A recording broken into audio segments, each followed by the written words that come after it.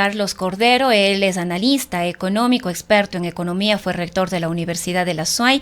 Economista Cordero, muy buenos días. Gracias por acompañarnos en esta mañana. Pues sería importante que usted pueda comentarnos respecto de esta nueva proforma presupuestaria para lo que resta de este año 2025, que está ya en manos de la Asamblea Nacional. Ha sido remitida por el presidente de la República, Daniel Noboa. Le damos la bienvenida. Buenos días, gracias por la invitación.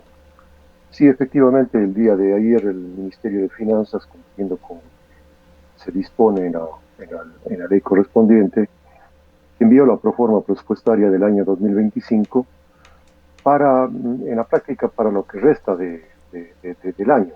De aquí entra un proceso de aprobación que será aprobado hasta fines de septiembre, y por lo tanto el nuevo presupuesto tendrá vigencia en los 3 últimos meses de este año. Hasta ahora ha venido funcionando con el presupuesto del 2024 prorrogado.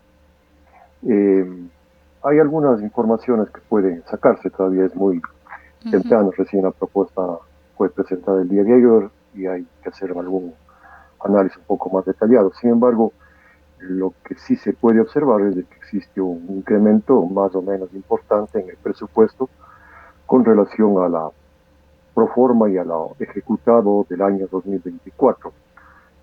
Son como 3.000 millones más de dólares que se incrementaría el presupuesto y que se estarían gastando durante este año 2025.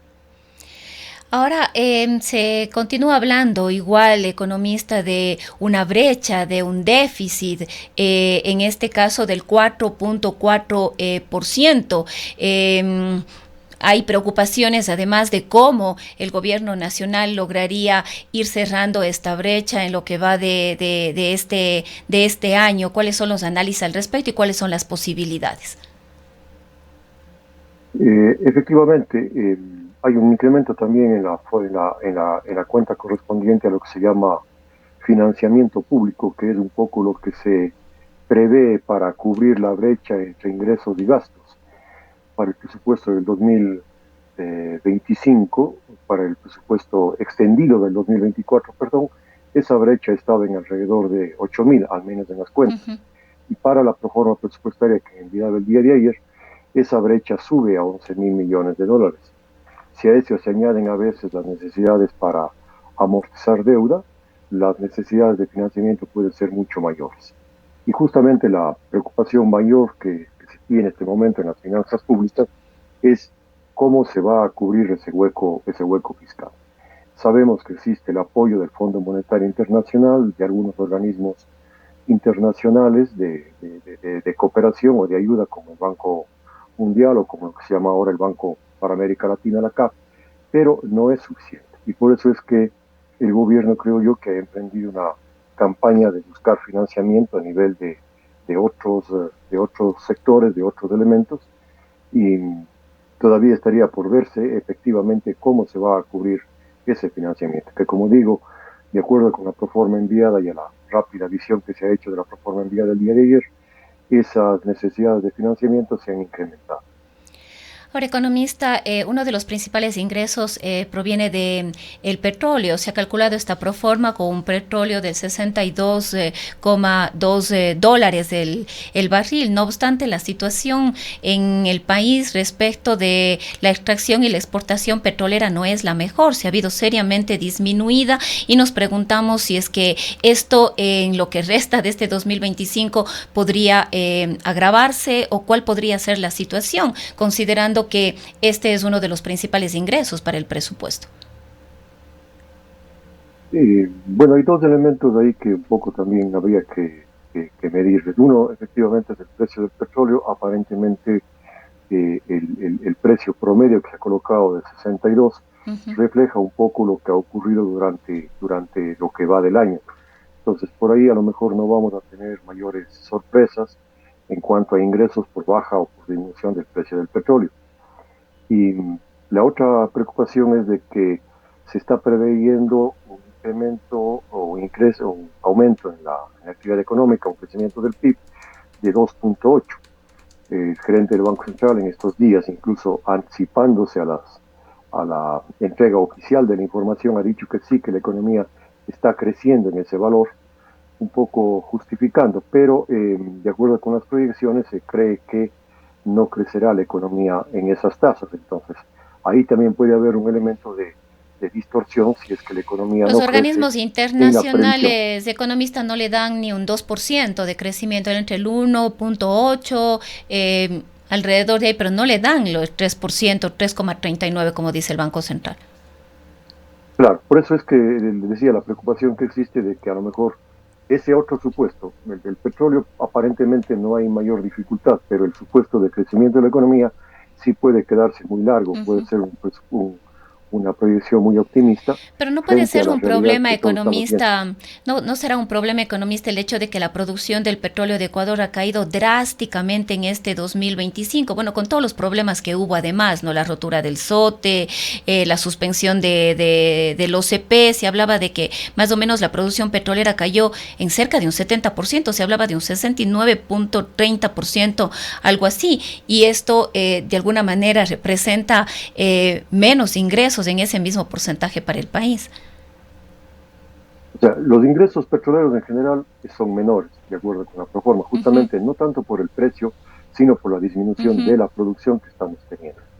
Por eso decía yo, a nivel de ingresos presupuestarios provenientes del petróleo, puede que las cifras estén más o menos correctas, pero la proyección del PIB es lo que más preocupa, porque se calcula impuestos y una serie de otros ingresos en función del crecimiento esperado del PIB. Y como usted dijo, las proyecciones no son optimistas respecto al crecimiento. Posiblemente sí tengamos un crecimiento más o menos importante este primer trimestre, este segundo trimestre, pero no hay un sustento para que ese crecimiento sea continuo en el tiempo. Lo que estamos viviendo estos primeros meses del año o este primer semestre del año ha sido lo que se llama el efecto rebote, o sea, recuperar actividades que en su momento cayeron porque no había el problema de la crisis eléctrica. Ahora, economista, otro de los ingresos importantes para el gobierno es sin duda los impuestos. En este contexto, ¿cree usted que se puede venir en los próximos meses una nueva reforma tributaria? Ya se ha venido alertando, se ha venido advirtiendo, hablando de esto y quizás hacia dónde podría apuntar según lo comentado por algunos funcionarios de Estado. En el tema de impuestos hay un muy pequeño incremento con relación a la proforma del 2024, por lo tanto, no se avisora ahí algún cambio significativo durante el año. Es más, o sea, si es que hay cualquier tipo de reforma, se presenta cualquier tipo de reforma, sobre todo que afecte al impuesto a la renta, este recién estaría afectando, si es que se aprueba en este año, la recaudación del 2027. Entonces, en la proforma de ahora, digamos así, no se puede visualizar que los ingresos cambien por una reforma tributaria. Ahora, eso no quiere decir que, y el gobierno lo ha anunciado y a veces incluso con los mismos acuerdos que ha llegado internacionalmente, de que es necesario hacer una reforma tributaria. Y más bien, lo que llama la atención es que hasta la fecha no existe alguna propuesta en serio o algún lineamiento general, alguna indicación de por dónde va a ir esa reforma o si se está trabajando en esa reforma. Más bien lo que preocupa es de que existan intentos de algunas reformas, de algunos ajustes que se vienen haciendo a través de las leyes económicas urgentes, que más bien lo que hacen es crear un poco de confusión, como por ejemplo la reforma que se está haciéndose a un impuesto a las utilidades retenidas en la cuarta ley de emergencia económica que tiene que ver con el financiamiento de las fundaciones u organismos ecuatorianos que tienen financiamiento internacional. Ahora, economista, ¿cómo ve usted esta reducción o este plan de eficiencia administrativa? ¿Esto de alguna manera va a contribuir? 5.000 funcionarios menos, un número que podría incrementarse. Nuevos ministerios han sido eliminados o fusionados. Todavía no se conoce efectivamente los detalles, pero ¿considera usted que esto tiene realmente un impacto en los recursos, en una reducción de recursos? ¿O solamente estamos quizás sacando estos 5.000 funcionarios para luego meter otros 5.000 pero que sean afines a mi gobierno? De acuerdo con los valores, con los cálculos que se hicieron respecto al impacto que tendría en el presupuesto fiscal la supresión o la eliminación de 5.000 cargos o de 5.000 trabajadores públicos, el impacto es bastante pequeño, digamos. Entonces, no es que esta supresión de 5.000 cargos públicos contribuya a una mejora en el gasto público que sea significativa. La intención política de eso efectivamente no la conocemos, pero yo creo que ahí sí hay algún elemento económico un poco apresurado, como decía hace un momento, no dentro de un plan concreto, y a veces cuando se toman estas medidas apresuradas sin responder a un plan concreto, la situación puede ser contraproducente en relación a los resultados. En cuanto a la fusión de los ministerios, creo que va por ahí. No, no se trata de crear superministerios, que era otra estructura que existía antes sobre los ministerios existentes, sino en este caso lo que se está haciendo es eliminando ciertas actividades que son comunes en los ministerios. Es decir, si antes teníamos 3 ministerios, había 3 encargados de recursos humanos, de la parte financiera, de la parte administrativa, uno para cada ministerio, digamos así, o un departamento para cada ministerio. El momento en que se fusionan, entonces esos departamentos pasan a ser uno para 3. Ahí estaría básicamente el ahorro, que posiblemente está esa reducción dentro de los 5.000 de los que se habla. Entonces, esta reducción sería importante y debería tener los resultados esperados si está dentro de un plan más amplio y concreto para optimizar los recursos del Estado. Pero si no tenemos ese plan o si las acciones se están andando de manera aislada sin responder a una línea de comportamiento, a una ruta, entonces los resultados pueden ser que no sean los esperados. Y en cuanto a ingresos externos, digamos a la inversión, que es otra de las enormes expectativas y deficiencias que hemos tenido, sobre todo en los últimos años, ¿usted considera que tal y como está la política económica y la política en general de el país de alguna manera contribuye? El presidente está viajando ahora a Japón en búsqueda de nuevos mercados en este continente. ¿Cómo ve usted esta situación? Eh, Igual que el criterio general de que si es que no hay un plan, si es que no hay una hoja de ruta por detrás, todas estas visitas pueden ser inútiles. Es decir, el tema de la inversión extranjera, que posiblemente el Ecuador es uno de los países que menor inversión extranjera recibe en América del Sur, no obedece únicamente a las visitas de buena voluntad o a las relaciones diplomáticas, sino a las realidades concretas que ofrece el país a los inversionistas.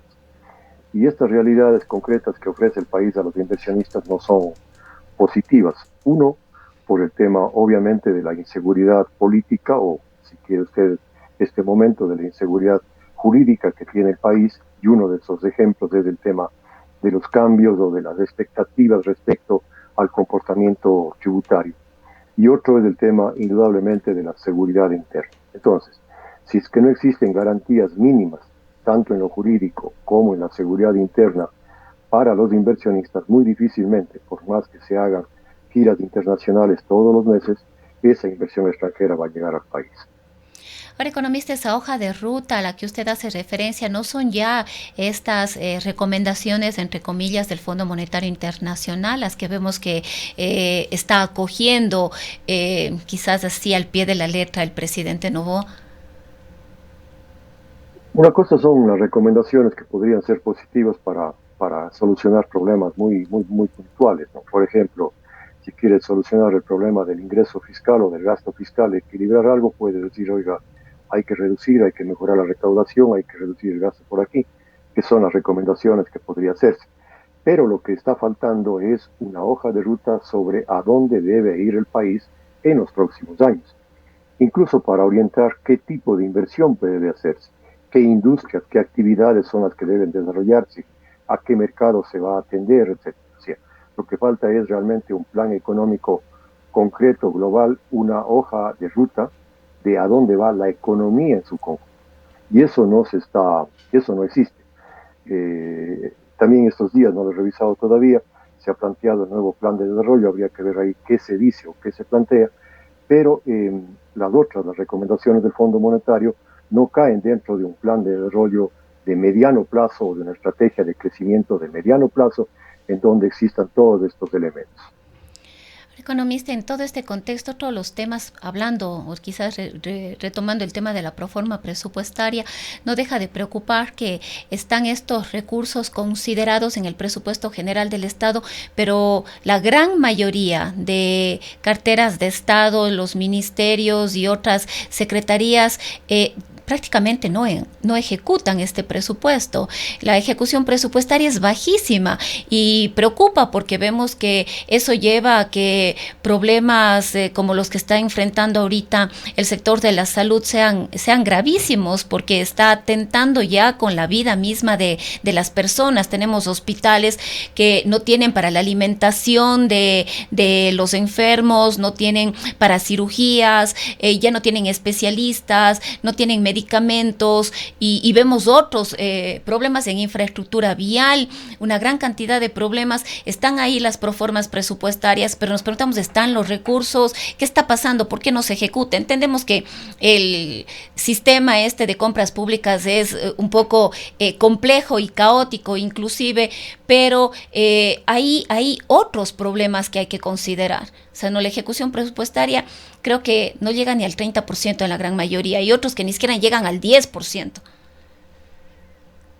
Claro, ahí cuando hay deficiencias en la ejecución presupuestaria, básicamente son dos las razones. Uno, que puede haber un tema de administración, de mala gestión, de que los administradores, los gestores de la actividad pública no son capaces o no tienen los elementos necesarios para ejecutar los gastos y para realizar, por ejemplo, las compras. Puede ser que el portal sea un impedimento o sea una traba, pero los niveles que usted hace referencia de ejecución muestran que el problema no es solamente por allí.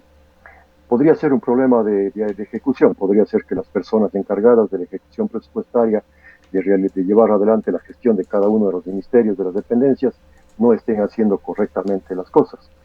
Pero aparentemente el problema tampoco es 100%, o sea, el 100% del problema no es ese, no es administrativo, sino el problema básicamente está en la falta de ingresos fiscales.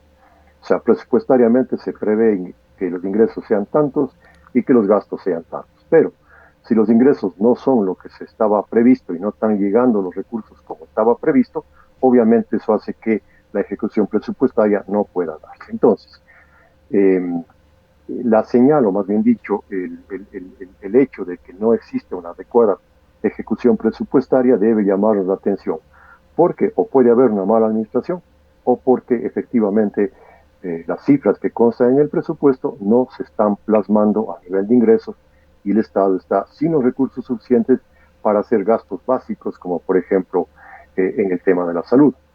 Igual en este momento sigue incrementándose los reclamos de muchas personas o muchas dependencias que han hecho solicitudes de devolución de impuestos y que hasta la fecha el Ministerio, en este caso el SRI, lleva algunos meses de atraso. Esos indicos son muestras de que los ingresos fiscales no están incrementándose o no están llegando al ritmo que marca el presupuesto. Bien, economista, quizás ya para ir cerrando esta entrevista, bueno, ¿cuáles son las expectativas respecto de este presupuesto que está ya en manos de la Asamblea Nacional y que lo más probable es que pase? Sí, no hay, o sea, así no, digamos, la Asamblea no tiene mayor poder para hacer cambios en el presupuesto. Por lo tanto, la proforma pasará prácticamente tal como está aprobada. La preocupación básica está en que primero, hay un incremento en las necesidades de financiamiento y segundo, hay un incremento en el mayor total del presupuesto.